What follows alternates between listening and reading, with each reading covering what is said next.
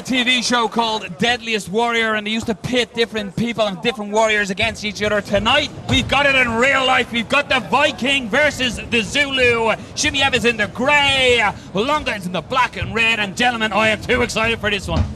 Oh man, you're making me miss that show now.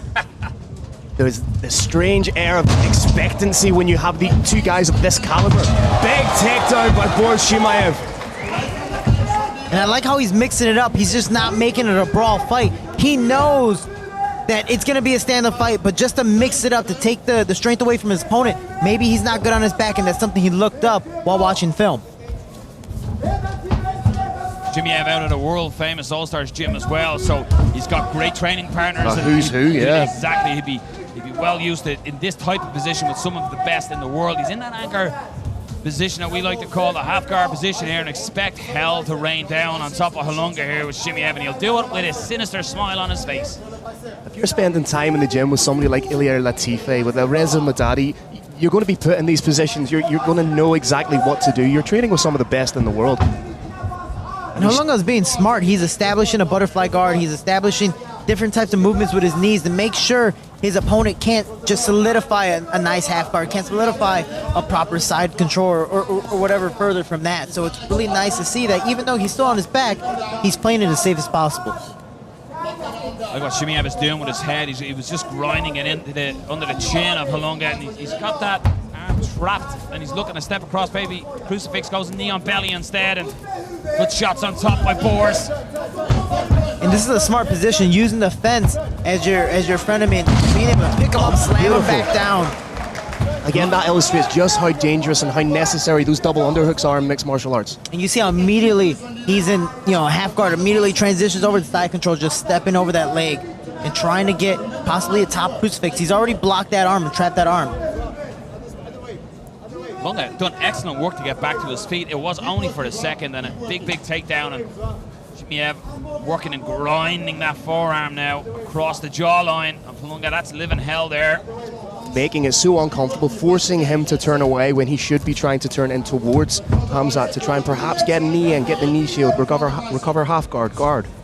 And I like how he's putting it at the neck, pretty much in a sense suffocating your opponent.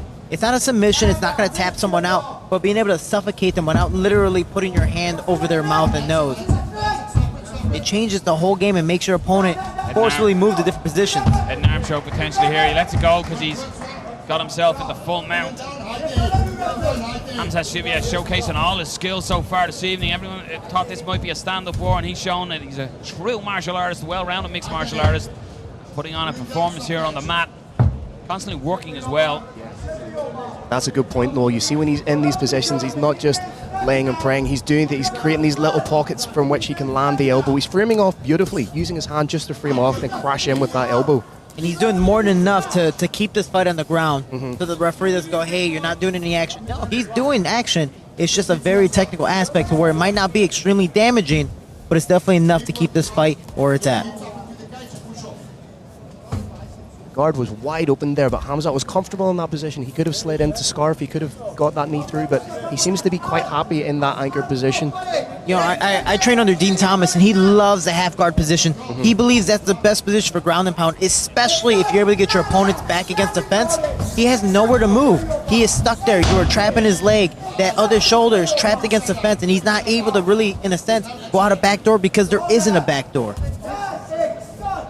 You might be only able to punch with one arm, but that's more than no arms. That's more than not doing any type of damage. And again, it's forcing your opponent to, in a sense, suffocate himself and try to go in a different position, and maybe a submission comes out of it. Nasty elbows being rained down there on top. They're all starting to add up and really take away from Hulunga. And Hulunga, he's not really showing a frustrated face at the moment, but it's got to be frustrating being caught under this for the majority of the opening round. Oh, it's definitely frustrating and mentally draining. Again, it possibly is going to force you to do different things, especially if he gets taken down immediately in the second round.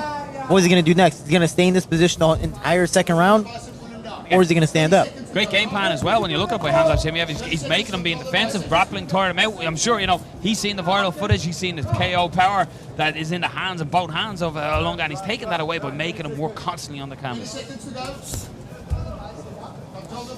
And it looks like this fight's going to go into the second round. So what he's done is he's depleted the cardio of Holonga more than he has his own, because he's there, he's landing his shots.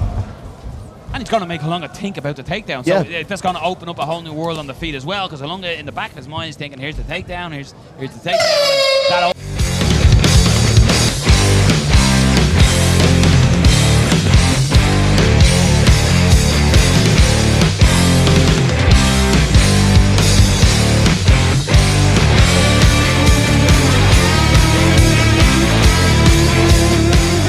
Saying though, Hamza has now put that tech in Mazwandili's head. He's letting him know that yes, potentially you could be taken down, which then leaves him vulnerable for the strikes. Very intelligent. Changes levels and looks for that takedown again, and got the two hands clasped, goes side. He's going to run over to his corner. Oh, he went full Mike Hughes. Beautiful. And that's an extremely smart move. Again, taking him to your corner. If you can, why not on this side? You're able to listen to your coaches there. He has two amazing coaches. He trains with some of the best in the world, and from here, he's just listening. Nothing has to be yelled at. He hears it right then and there, and he's able to act upon it.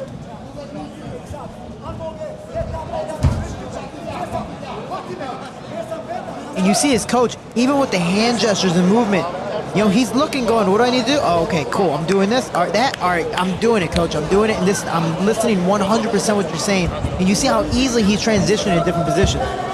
Looking for a neck here to drag Holonga back down. He ties that up. He's going for the darts. He needs to lock up the legs. He needs to get that hook in the leg. Again, he's trying to stay on top of this 100% finish rate. Holonga is trying his best to move, and he's doing the right thing. He's trying to prevent. Oh, and that he can looks get it tight. from this position as well. Oh, he's out. He's out. He is out. And that is it. Hamza Chimaev has put.